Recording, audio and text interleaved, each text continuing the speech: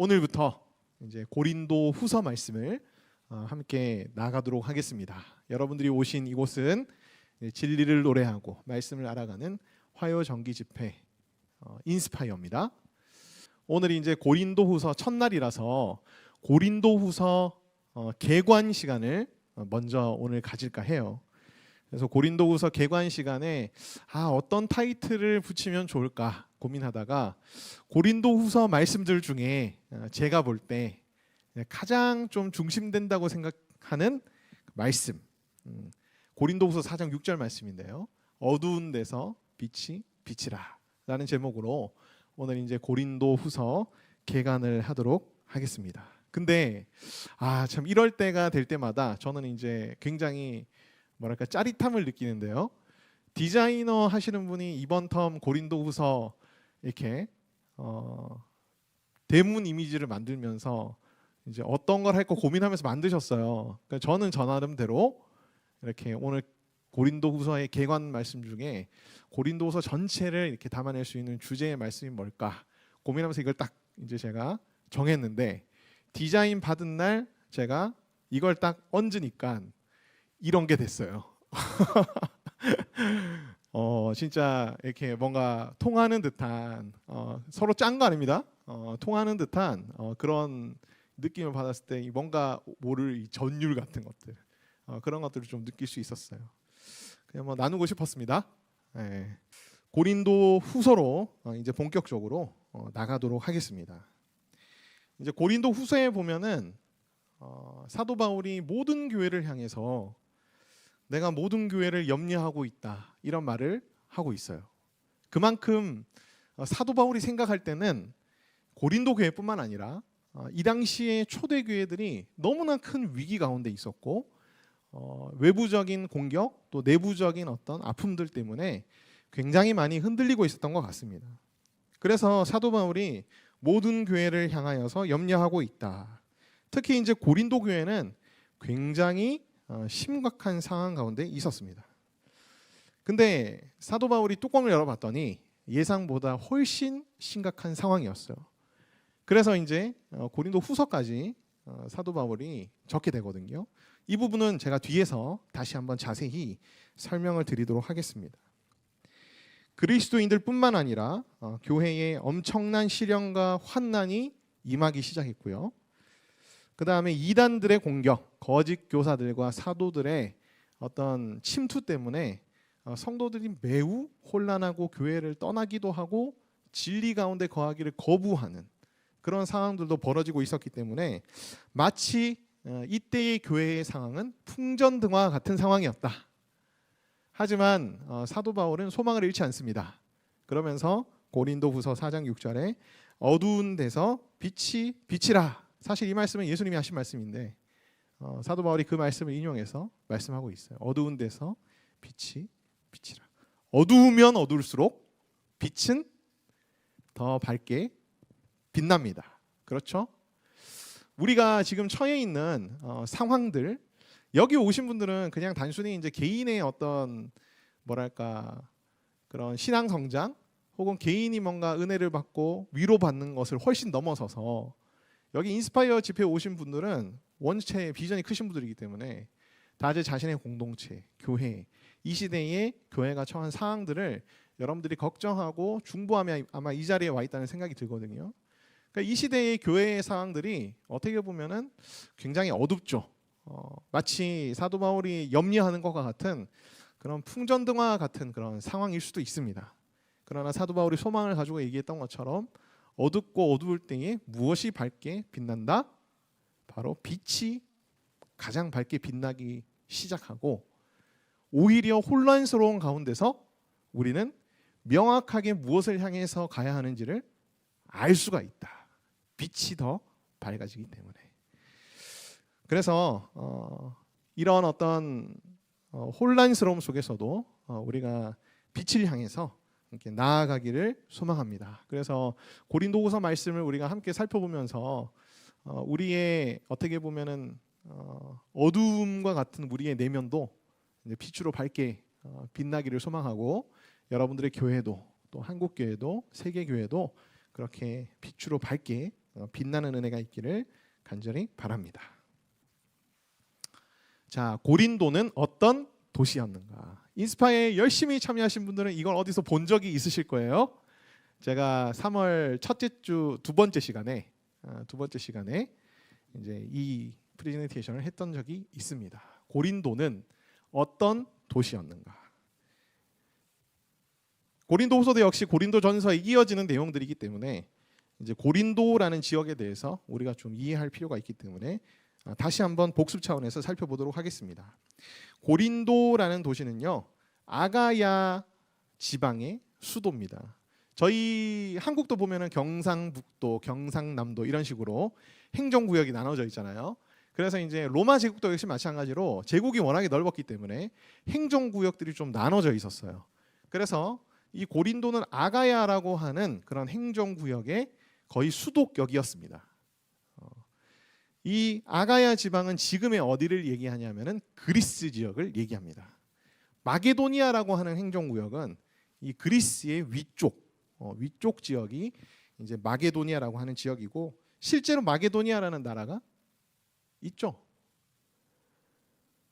있는 걸로 알고 있습니다. 이게 방송에 나왔는데 틀리면 안 되는데. 저 있는 걸로 알고 있어요.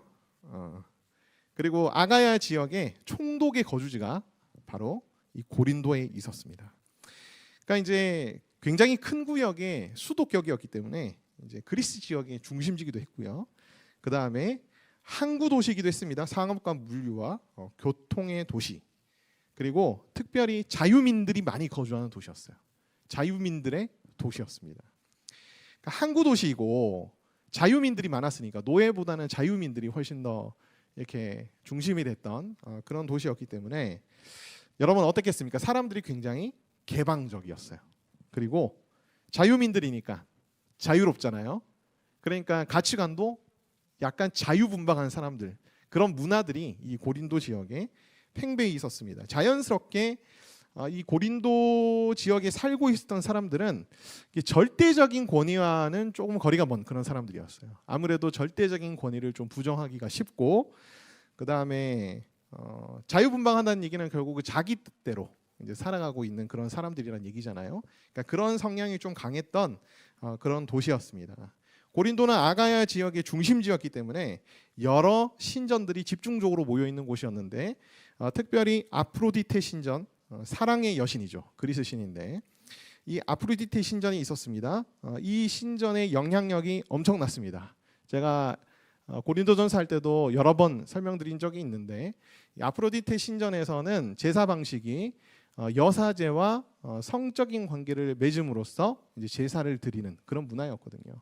자연스럽게 개방적이며 자유분방한 사람들이 이 아프로디테 신전으로 인한 어떤 종교적인 색채로 인해서 성적으로 굉장히 문란한 도시가 바로 고린도라는 도시였습니다. 그래서 실제로 이제 고린도교의 성도들도 성적인 문제로 인해서 굉장한 혼란스러움을 겪었기 때문에 사도 바울이 고린도전서에서 성적인 문제들을 언급하면서 너희가 이렇게 해야 된다, 이렇게 하는 것이 복음적 원리에 따르는 것이고 성경적인 원리에 따르는 것이다라는 것을 몇 장에 걸쳐서 이제 기술을 하는 것을 우리가 지난 학기 때 함께 나누었습니다. 아스클레피우스 신전이라고 해서 치유의 신입니다. 이런 신전도 있었고 아폴로 신전도 있었어요. 굉장히 큰 신전이었습니다.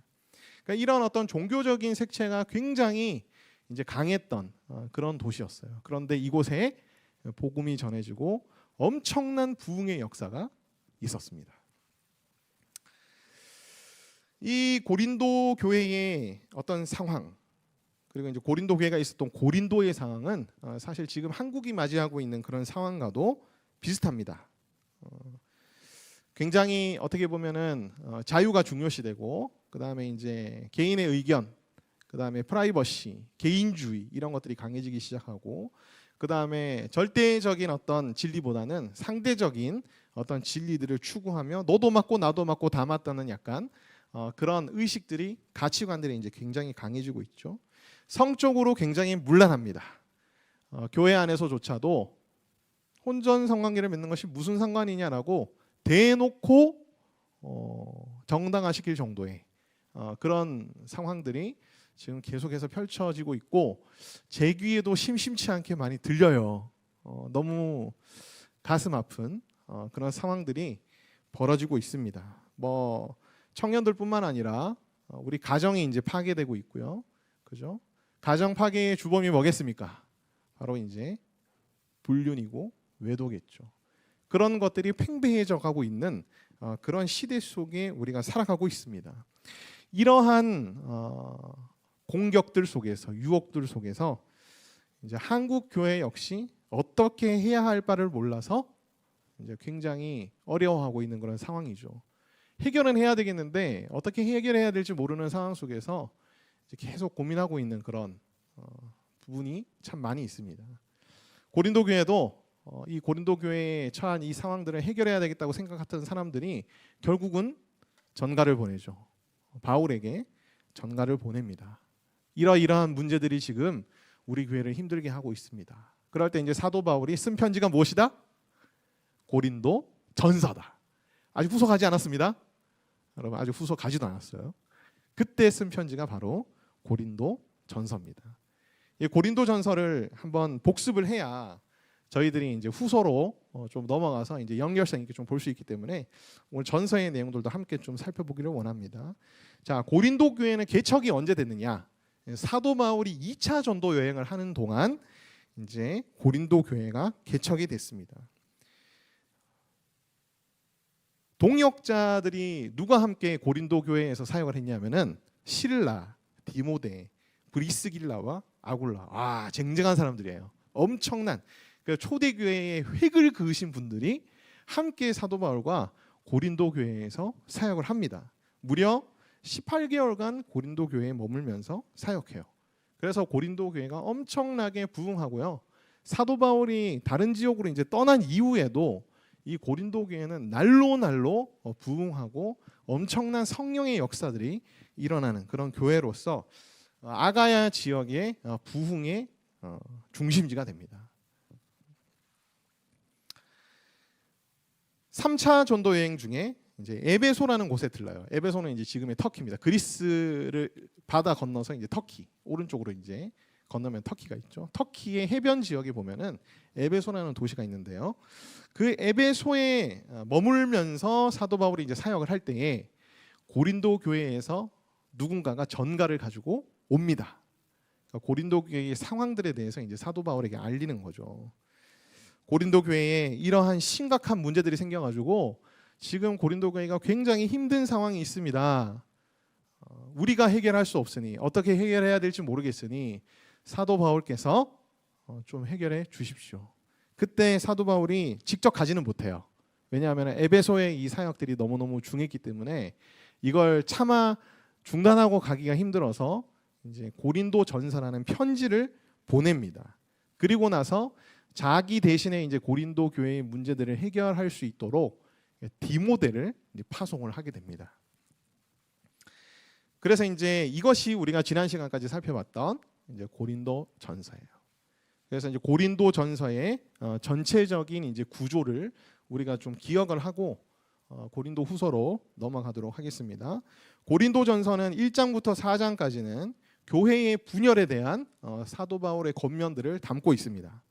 5장부터 7장까지는 성적인 문란함, 성적인 문제들에 대한 사도 바울의 권면과 해결책들을 담고 있습니다. 8장부터 10장까지는 이제 음식 문제에 대해서 이제 사도 바울이 언급을 하고 있죠. 그 다음에 11장부터 14장까지는 질서 없는 예배의 문제에 대해서 언급하고 있습니다. 그래서 음식과 질서 없는 예배를 통틀어서 너희에게 필요한 것은 사랑이다. 신령한 것들도 좋지만 무엇보다 중요한 것이 사랑이다. 사랑의 마음으로 너희들이 실족해 하지 않기 위해서 무엇을 선택해야 하고 무엇을 하지 말아야 하는지를 결정해라. 이제 그런 권면들을 사도 바울이 개진합니다. 15장에서는요 부활에 대한 잘못된 교훈에 대해서 사도 바울이 권면하고 있는 그런 내용이 나오죠. 각각의 문제에 대해서 사도 바울은 모두 다 복음과 성경의 원리를 가지고 납득할 수 있도록 상세히 설득하고 이제 권면하는 내용들을 우리가 지난 6개월 동안 함께 살펴봤습니다. 그러니까 복음과 성경 안에 모든 답이 있다는 거죠. 우리의 실제적인 문제들에 대한 모든 답들이 있다는 거죠.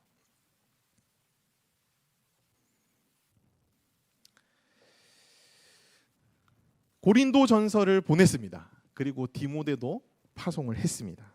파송을 했는데요. 디모데가 다시 돌아와가지고 아마 상황이 더 악화됐다는 걸 보고를 했던 것 같아요. 그때 사도 바울이 그 얘기를 듣고 이거는 디모데를 보낼 게 아니고 다른 사람을 보낼 게 아니고 자기가 직접 가야 되겠다라고 해서 긴급하게 짧은 방문을 고린도에 했던 것 같습니다. 제가 했던 것 같습니다라고 표현하는 이유는 뭐냐면요. 성경에 그러한 단서들이 좀 나와 있고요. 그 다음에 대부분의 성경 해석자와 주석가들이 아마 그랬을 것이다라고 추정을 합니다. 근거 없는 추정은 아니고 근거를 가지고 이제 추정하는 내용들이기 때문에 같습니다라고 제가 그렇게 말씀을 드렸습니다. 사도행전에는 근데 기록되지 않았어요. 사도행전에는 2차 전도여행 때 방문을 하고 3차 전도여행 때 마지막에 이제 고린도를 방문한 것으로 2번 방문하는 것으로 사도행전은 나오는데 이제 해석학자들은 아마 사도행전에 기록되지 않은 일정으로서 사도 바울이 아주 짧게 방문을 했을 것이다라고 그렇게 얘기합니다. 근데 이 방문은 바울에게 상당한 슬픔과 고통을 안겨준 방문이었을 것이다. 가서 문전박대를 당했다든지 아니면 대적자들에 의해서 모욕을 당했다든지 그런 식으로 아마 상당히 바울에게는 고통과 슬픔을 안겨준 방문이었을 것이다라고 추정합니다. 그 근거로서는 고린도후서 2장 1절, 고린도후서 13장 2절인데요. 고린도후서 2장 1절에 보면은 내가 다시는 너희에게 근심 중에 나아가지 아니하기로 스스로 결심하였노니라고 말하고 있습니다. 이 말씀은 뭐겠어요? 근심을 가지고 너희에게 나아간 적이 있다는 거잖아요. 그래서 내가 다시는 그렇게 안 나가겠다는 거잖아요. 사도행전에는 2번밖에 나와 있지 않습니다. 첫 번째 방문은 개척할 때, 고린도 교회를 개척했을 때 그때의 방문이거든요. 그때의 방문을 근심 중의 방문이라고 할 수는 없지 않습니까? 18개월 동안 사도 바울이 사역하면서 엄청난 부흥을 경험했던 시간이기 때문에 이 고린도후서 2장 1절의 이 방문은 아마 첫 번째 방문은 아니었을 것이다 라고 얘기해요. 그리고 고린도 후서를 쓴 다음에 사도 바울이 고린도를 방문을 하거든요. 그게 사도행전에서는 2번째 방문으로 등장하는데 그렇기 때문에 고린도후서 2장 1절의 이 방문은 이 2번의 방문 사이에 아주 짧은 방문으로 봐야 한다는 것이 주석가들의 대체적인 의견입니다. 또 그렇게 볼 수 있는 근거가 뭐냐면 고린도후서 13장 2절에 이런 말씀이 있기 때문이에요. 내가 이미 말하였거니와 지금 떠나 있으나 2번째 대면하였을 때와 같이 전에 죄 지은 자들과 그 남은 모든 사람에게 미리 말하노니 내가 다시 가면 용서하지 아니하리라 라고 말합니다. 사도 바울은 사도행전에서 기록된 2번째 방문 전에 지금 이 고린도후서를 쓰고 있는 거거든요. 만약에 2차 전도 여행 때 처음 개척할 때 한 번 방문하고 그죠? 고린도후서를 쓴 다음에 방문을 했다면 2번째 대면을 하였을 때와 같이라고 그렇게 설명하지는 않았을 거예요. 그래서 아마 첫 번째 방문과 사도행전에 나오는 첫 번째 방문과 2번째 방문 사이에 짧은 방문이 있었을 것이다 라고 대부분 그렇게 추정합니다. 무엇이 맞느냐는 확실하게 알기는 어려워요. 확실하게 알기는 어렵지만은 이런 견해도 있고 그다음에 저런 견해도 있다는 것을 여러분에게 이제 말씀을 드립니다. 왜? 우리 이제 성경을 해석하는 사람들이니까. 그렇죠. 문을 열어놓고 그런데 중요하지는 않은 문제예요. 그러니까 이런 문제는 성경의 아주 핵심적인 메시지와는 좀 동떨어진 그런 문제이기 때문에 너무 여기에 우리가 막 매여가지고 이제 성경을 파고들 필요는 없을 것 같습니다. 그러니까 전통적인 견해로는 고린도 교회를 2번 방문한 것이고 그 다음에 고린도 후서를 봤을 때에는 이제 아마 사도행전이 기록하지 않은 한 번의 방문이 더 있었을 것으로 보는 것이 타당하다는 그런 학자들의 견해도 많다라고 여러분들이 그렇게 정리를 하시면 될 것 같아요. 두 번째는 우리가 좀 주의해서 봐야 될 게 뭐냐면 이제 2장 4절 9절에 이제 많은 눈물로 너희에게 썼다라는 표현이 있습니다. 그러니까 눈물의 편지라고도 알려져 있는 이 편지. 그러니까 긴급한 방문 후에, 그죠? 긴급히 고린도 교회를 방문한 후에 여기서 이제 소기의 성과를 달성하지 못하죠. 그래서 사도 바울이 그 후에 눈물로 쓴 편지가 있었을 것이다라고 이제 그렇게 학자들은 또 그런 견해를 밝힙니다. 근데 전통적인 견해는요, 이 눈물로 쓴 편지는 고린도 전서였을 것이다라고 이제 그렇게 알려져 있는데, 많은 학자들은 고린도 전서와 후서 사이에 쓴 또 다른 편지일 것이다. 다만 그것이 우리 신약 성경에 포함되지 않은 유실된 그런 편지였을 것이다라고 이제 그렇게 얘기를 합니다. 사도행전에 기록되지 않은 긴급한 방문에 대한 내용이며, 따라서 그 이후에 쓴 것으로 보이는 2장 4절의 눈물의 편지는 고린도 후서 이전에 발송된 또 다른 편지이자 전해지지 않은 편지일 것이다 라는 학자들의 견해도 굉장히 많습니다. 근데 이 편지가 왜 우리에게 남겨지지 않았을까? 그거는 뭐 굳이 남길 필요가 없어서 하나님께서 남기지 않지 않으셨을까요? 그죠? 왜냐하면은 우리에게 필요한 메시지는 이미 고린도 전서와 후서로 충분하기 때문에 아마 더 이상의 편지들을 굳이 하나님께서 우리에게 남기실 필요가 없었기 때문에 아마 남기지 않을 것이라고 보는 것이 제일 타당할 것 같습니다. 그래서 이제 이것도 역시 긴급한 방문 이후에 쓴 눈물의 편지, 2장 4절 9절에 나오는 눈물의 편지가 고린도 전서이냐, 아니면 고린도 전서와 후서 사이에 쓴 또 다른 편지이냐는 이제 각각의 견해들이 있고 근거들이 있다라고 이제 여러분들이 생각하시고 그렇게 정리하시면 될 것 같습니다. 어느 걸 취한다고 해서 메시지에 그렇게 심각한 문제가 있거나 뭐 약화되거나 그런 건 전혀 없습니다. 자, 아무튼 만약에 우리가 긴급한 방문이 있었고 그 다음에 고린도 전서와 고린도 후서 사이에 편지들을 썼다는 것을 받아들인다면은 이 마게도니아에서 디도가 이렇게 눈물의 편지를 사도 바울이 쓰고 난 다음에 교회가 그 편지를 받아들고 어떻게 했는지를 마게도니아에서 디도의 보고를 받고 그 후에 쓴 편지가 바로 고린도 후서였을 것이다. 그렇게 이제 학자들은 대부분 견해를 밝힙니다. 에베소를 떠나서 마게도니아 지역에서 이제 디도를 만나서 눈물의 편지를 받고 그 성도들이 어떤 반응을 보였는지에 대해서 아마 디도의 보고를 받았을 것이다. 그렇게 이제 학자들은 얘기를 합니다. 근데 성도들이 고린도 전서 때는 그렇게 막 회심하거나 반성하거나 사도 바울의 권면을 극적으로 그렇게 따르거나 그러지는 않았던 것 같아요. 근데 이 눈물의 편지를 받아들고 아마 고린도교의 성도들이 굉장히 많이 바뀌었던 것 같습니다. 그래서 디도가 굉장히 긍정적인 보고를 이제 사도 바울에게 하게 되죠. 그래서 이제 바울의 대적자를 징계했다는 소식을 사도 바울이 듣습니다. 그 내용이 고린도후서에 짧게 나와요. 그래서 대적자를 징계했다는 부분에 대해서 잘하였다 이제 그런 식으로 얘기를 합니다. 그러나 여전히 사도 바울의 반대 세력들이 남아 있었습니다. 그리고 예루살렘에서 온 새로운 대적자들이 출현했습니다. 자신들을 사도라고 얘기하는 그런 새로운 대적자들이 이 고린도 교회에 출현했다는 소식을 디도를 통해서 아마 들었던 것 같아요. 그래서 여전히 아직 완벽하게 해결되지 않은 문제와 그 다음에 새로운 대적자들의 등장을 염두에 두고 사도 바울이 쓴 편지가 바로 고린도 후서일 것이다 라고 그렇게 해석학자들은 정리를 합니다. 그래서 이제 고린도 후서의 구조를 보면은 크게는 세 개의 구조로 나눠져 있어요. 첫 번째는 뭐냐면 사도로서의 사역에 대한 해명이 나옵니다. 그러니까 이제 너의 사역이 정말 사도로서의 사역으로서 맞냐, 너 사도 맞냐, 그렇게 이제 아마 고린도 교회 성도들이 되물었던 것 같아요. 그렇게 항의를 했던 것 같아요. 그래서 사도 바울이 고린도 후서의 1장부터 7장 사이에서 내가 사도로서 사역하는 것이 맞다. 나의 모든 사역은 내가 사도로서 한 것이다. 그 부분에 대해서 이제 변론하는 그런 내용들이 나옵니다.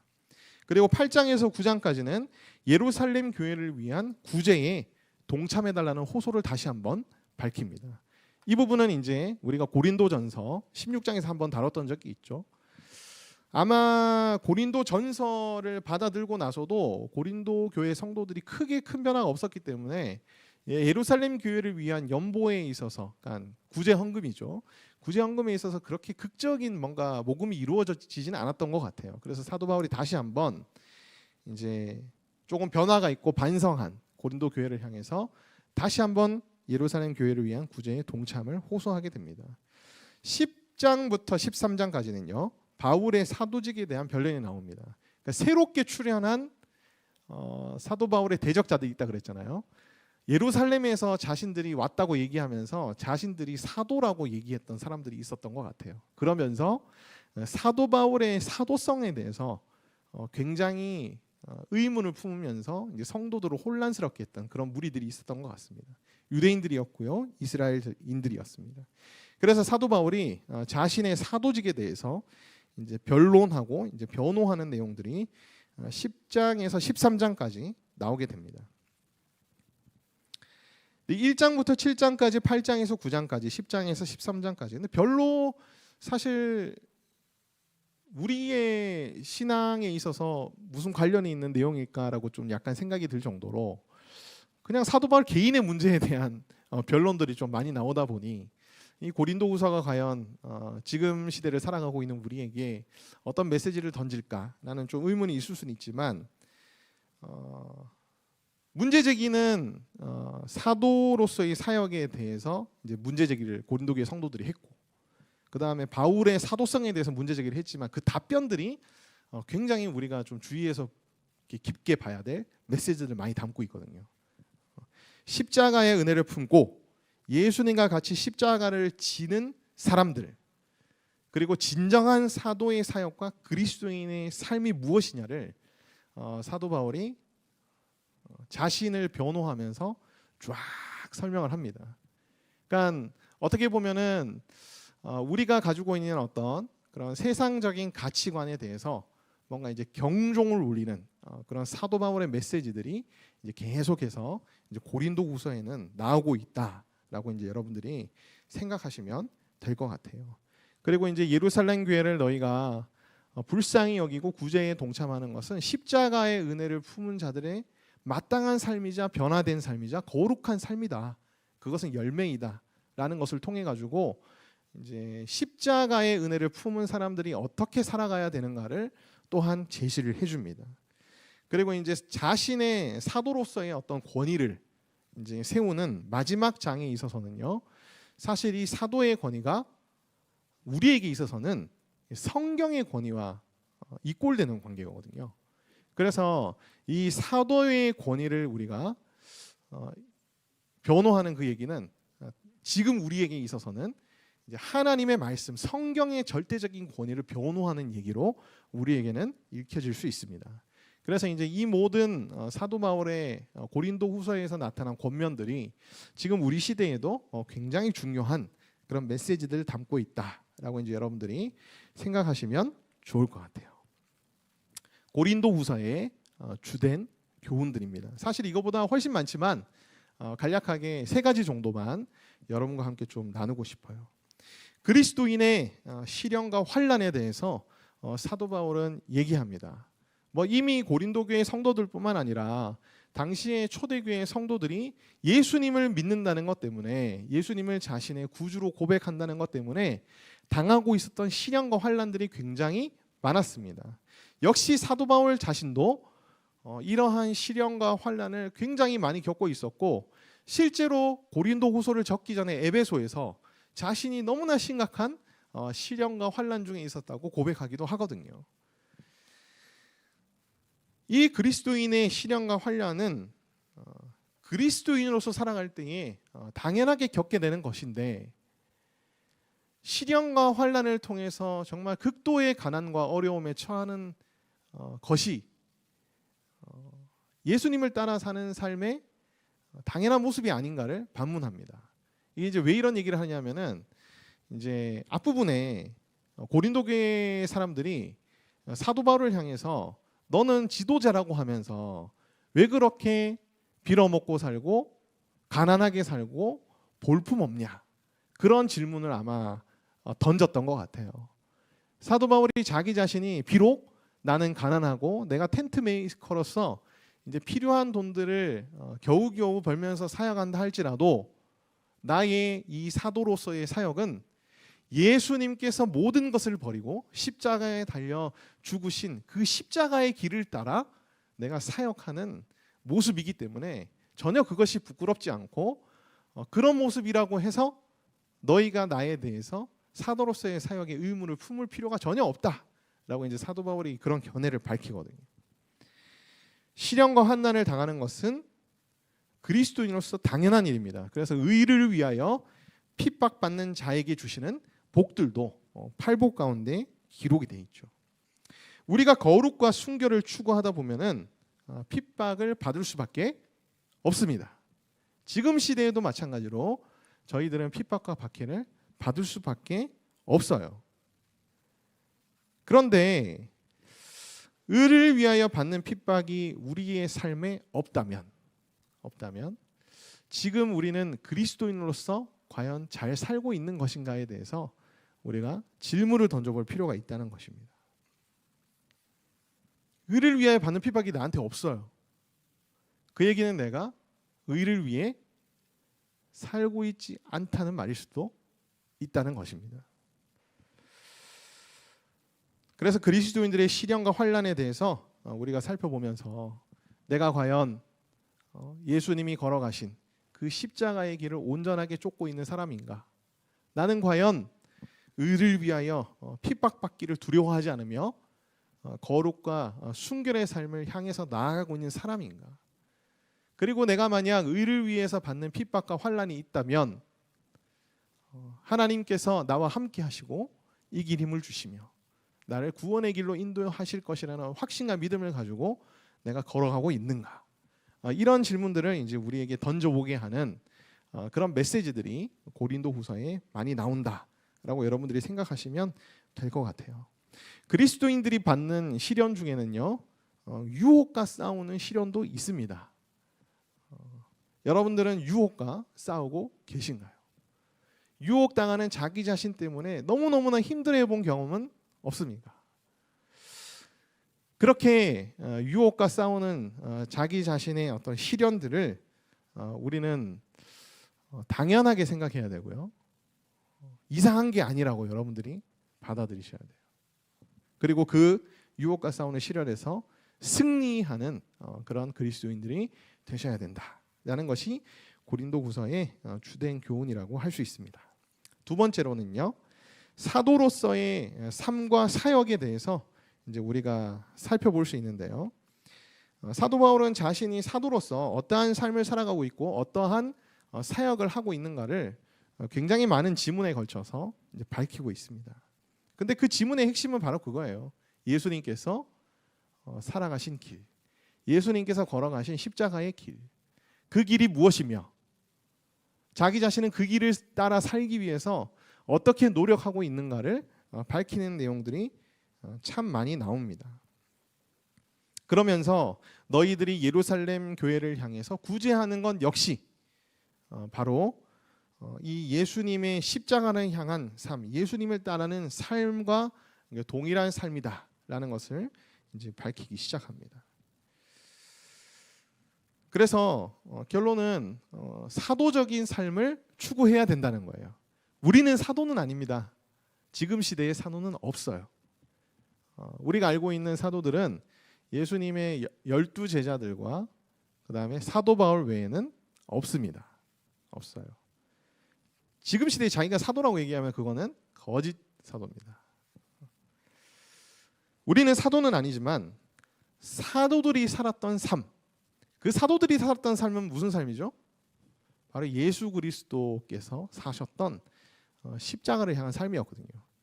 그 삶을 우리가 살아내는 것이 바로 사도적인 삶인데 그 사도적인 삶을 추구하는 그런 우리가 되어야 된다라는 것을 우리가 이 고린도 후서를 통해서 여러 부분을 통해 살펴볼 수가 있습니다. 마지막으로 사도로서의 권위 회복에 대해서 이제 교훈을 주고 있는데요. 사도들에게 주신 권위 중에 하나는 그 말씀과 가르침에 있어서 절대적인 권위를 하나님께서 사도들에게 부여해 주셨거든요. 그래서 이제 사도들이 쓴 기록물들은 우리가 다 하나님의 말씀으로 절대적인 말씀으로 그렇게 받아들이고 있는 거예요. 그래서 우리가 신약 성경 중에 사도들이 쓴 성경들이 이제 굉장히 많죠. 그 사도들이 쓴 성경들을 우리가 하나님의 말씀 혹은 예수님의 말씀이라 얘기하는 이유는 사도에게 부여해 주신 권위가 예수님의 권위와 하나님의 권위와 동등하기 때문에 우리가 신약 성경의 사도들이 쓴 그런 말씀들을 하나님의 말씀 혹은 예수님의 말씀이라고 얘기를 하는 거거든요. 아니 목사님, 사도들이 쓰지 않은 글들도 있지 않습니까? 있습니다. 꽤 많이 있습니다. 그건 역시 우리가 하나님의 절대적인 말씀이라고 부르는 성경적인 근거들과 이유들이 있습니다. 이것을 알고 싶으신 분들은 인스파이어 제자만을 신청하시면 되겠습니다. 1권 3과에서 나누게 되거든요. 네. 자, 아무튼 사도로서의 권위 회복, 거짓 사도들을 축출하고 고린도후서 11장 13절에 나오거든요. 사도로서의 권위를 회복하는 것. 이것은 바로 성경의 절대적인 권위를 회복하는 것과 똑같은 말이에요. 우리에게 있어서는. 거짓 사도를 축출하는 것은 거짓된 진리를 따르지 말라는 그런 얘기이기도 합니다. 그래서 초대교회에서는요, 굉장히 중요한 사역들 중에 하나가, 사도들이 했던 사역, 중요한 사역들 중에 하나가, 그리고 이제 사도들이 키워냈던 자신의 제자들이 이제 매진해야 했던 그런 중요한 사역 중에 하나가 뭐냐면은 성경을 가르치는 거였어요. 가르침이었습니다. 그래서 팔레스타인 지역에서는요, 예루살렘 교회에서 말씀을 가르쳤다라는 기록들이 굉장히 많이 나옵니다. 다메섹이라는 지역에서는요, 안디옥 교회에서 말씀을 가르쳤다는 기록이 많이 나와요.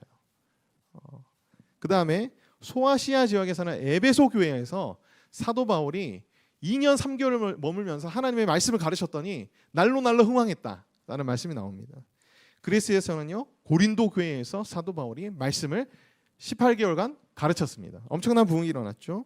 그리고 아볼로와 그 다음에 디모데와 이런 사람들이 와서 말씀을 계속 가르치는 사역들을 이어갔습니다. 이탈리아에서는 로마 교회에서 이제 말씀을 가르쳤다라는 사역들, 가르침이 이제 굉장히 많이 등장합니다. 그러니까 성경의 권위 회복은 이꼴 가르치는 사역이 회복되는 거예요. 그래서 뭐 설교뿐만 아니라 소그룹 모임이라든지 그 다음에 또 여러 가지 모양으로 이 말씀을 가르치는 사역들이 이제 회복되는 역사가 일어나야 이제 사도의 권위가 회복되고 나아가서는 성경의 절대적인 권위가 회복될 수가 있다. 아멘. 성경의 절대적인 권위가 회복된다는 얘기는 그저 이것이 하나님의 말씀입니다, 이게 아닙니다. 성경에 이렇게 나와 있기 때문에 어떻게 하는 거죠? 성경의 말씀대로 자신을 순복시키는 겁니다. 말씀에 쳐서 자기를 쳐서, 말씀을 치는 게 아니라 자기를 쳐서 말씀에 복종을 시키는 거예요. 자기를 쳐서 말씀에 복종시키는 것이 순복시키는 거예요. 하기 싫어도 어쩔 수 없어도 그냥 하는 거예요. 그 정도의 정말 말씀의 권위를 회복하는 그런 시대, 그런 시대를 우리는 꿈꿉니다. 결론이에요. 사도적인 삶을 살아가야 합니다. 그 다음에 사도적인 삶을 살아가는 교회가 되어야 합니다. 성경의 권위에 복종하는 남은 자가 되셔야 됩니다. 남은 자 사상이라는 것이 그 성경 안에서 굉장히 중요한 사상 중에 하나거든요. 바알과 아세라에 무릎 꿇지 않은 남은 자들, 하나님의 거룩하고 순결한 백성들, 설사 내가 죽을지언정 하나님의 말씀에 절대로 순종하는 그런 하나님의 백성들을 성경에서는 뭐라고 부르냐 하면은 남은 자라고 부릅니다. 지금 시대에 하나님께서 기대하시는 청년들은 남은 자들이에요. 사람들이 뭐라 하건, 그리고 심지어 교회에 있는 사람들이 뭐라 하건 말씀에 이렇게 나와 있기 때문에 우리는 말씀대로 따라가는 것, 그리고 그 말씀대로 사는 것, 그것이 바로 남은 자들이다 라는 것을 여러분들이 명심하시길 바랍니다. 개인과 교회를 향한 시련과 환난이 계속되고 있습니다.